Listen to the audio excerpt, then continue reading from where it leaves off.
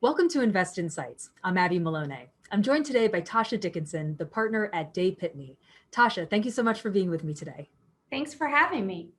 The season 4, we're looking at this new economy that has been created due to the pandemic, the new norms, new business strategies, new operations that will be long lasting past the pandemic. But before we get there, I wanted to ask you, are there any new personal norms that you started during the pandemic, any hobbies or interests or technologies, new way of organizing yourself that you know will be continued in this post-pandemic climate? Well, I think we've all learned a greater sense of balance between our work lives and our personal lives. So the work day has become less defined. So we've had to work harder to define for ourselves when we're working and when we're playing, so to speak. But I think COVID has caused us all to reflect on our lives and to make sure we're living in a way that's meaningful. So for me, that's meant spending more time, more quality time with my kids and being present in what's going on in their lives. At Pitney, your focus primarily centers around estate planning and estate trust administration. With the pandemic bringing people's mortality to the foreground over the past 16 months, how have you seen people's focus change as it pertains to reassessing their personal and financial lives? And how has this in turn affected your practice in the way people are now approaching estate planning? Well, I think COVID in the past 15 months or so has been a perfect storm of sorts. So I think people, because of COVID, number one, they faced their own mortality because most of us know someone who died from COVID or became very ill from COVID. I think people also had time to think about things that they hadn't had time to think about before. So people who had kind of shelved their estate planning because they didn't want to deal with it, they kind of brought it back out.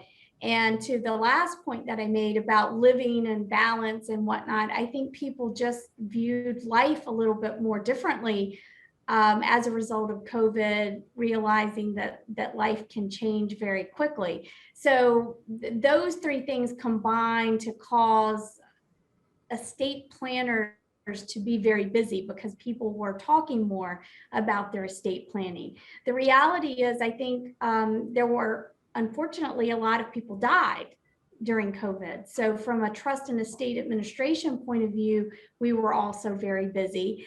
Then insert the impending presidential election that occurred towards the end of last year, and the thought that exemptions were going to go down for gift and estate tax purposes, people became frenetic towards the end of the year trying to plan for that, and nothing happened. And so that has continued into this year, where people are still waiting to see what might happen with the existing tax laws. So again, kind of a perfect storm of activity that has made the trust and estates world very busy. And you kind of alluded to this for my next question. Over the period of this economic volatility, also political volatility, what were some of the most common missteps that you saw clients make as it pertains to their estates, and how have you since helped them strategize to make the most out of this new normal? Well, I think people were being reactive to what they are seeing on the news, and I think that that's a mistake. People, again, at the end of last year, were certain the exemptions were going to go down. And there was a lot of talk about retroactivity of those exemptions decreasing. So it was much like what happened back in 2012 when people anticipated that lifetime exemptions were going to decrease. There was this frenzy of activity. And again, nothing happened in 2012, 2013 either. And so I think people were just reacting to what they were hearing from their friends or hearing on the news, and weren't being quite as thoughtful as maybe they should have been about their planning. And what I've tried to counsel people is that there's not a one size fits all. And just because you heard it on the news or because your friend did it doesn't mean it's right for you. So I always say to clients, my job is to help people make an informed decision that's specific to their facts and circumstances.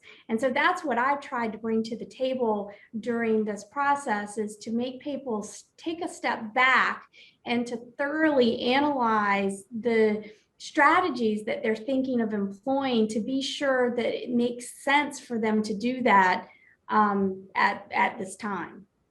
We all know that technology adoption has disrupted all industries to include the legal sector, from remote working, adaptability, automated processes, as well as Zoom depositions. What concerns are emerging amongst lawyers that you talk to regarding this rapid change? And how do you see the legal community continuing to accept and adapt to these virtual realities in a post-COVID-19 world? So I think in the trust and estates world, particularly here in Florida, we had already kind of laid the foundation for this surge of technology in the trust and estates world. Back in January of 2020, we had a remote notarization statute that took effect. And then in July of 2020, we had a statute that took effect that allowed for the remote execution of estate planning documents. And so that had already been teed up. Unfortunately, we were ill prepared even then, because we didn't realize there was going to be a pandemic and we were going to be forced to use that. The legislation had been enacted just vis-a-vis the need to have greater flexibility in executing estate planning documents. Generally, we certainly hadn't anticipated a pandemic. And so we're still really working out the kinks with that. But I think the idea of using technology to execute estate planning documents will continue to take hold, and we'll have to refine that over time, which will happen with any new legislation that happens. So we'll continue along that path. Estate planners and attorneys in general will have to continue to be flexible in terms of how we conduct our businesses. I mean, who would have thought 15 months ago or 18 months ago that the majority of our meetings would be conducted over Zoom? Who would have even heard of Zoom at the time?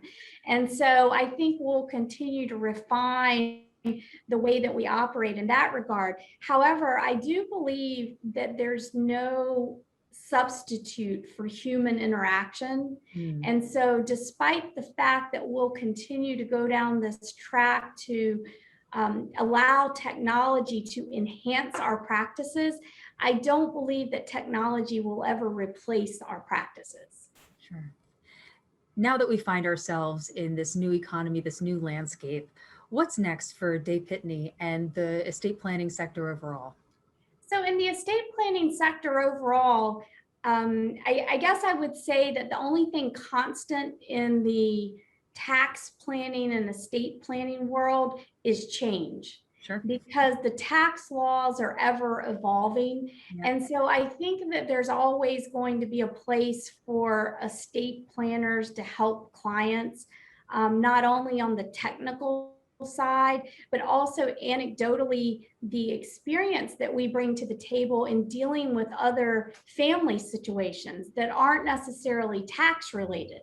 So I think that there'll always be that place for us. And again, since the tax laws are ever evolving, we're constantly switching gears, whether we're doing estate tax planning or based on legislation that's currently on the table in Washington, we may be doing more income tax planning. And Right. so with the exemption amounts going up and down based on the administration that's in power or the tax rates changing, I think there'll always be interesting work for estate planners to do.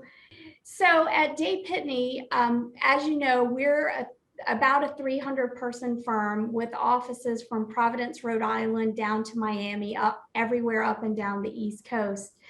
So we're a thought leader in the trust and estate space and also on the corporate and litigation side. So we will continue to be thought leaders in those areas and to grow our practices. We're relatively new in the Florida market, and we will continue to grow our Florida offices in particular, so that we can best serve our clients based on what's going on.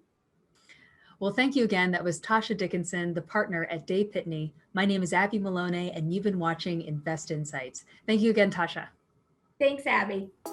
Hey everyone, don't forget to like this video and subscribe to our channel so that you can stay up to date on the latest business trends from our knowledgeable experts.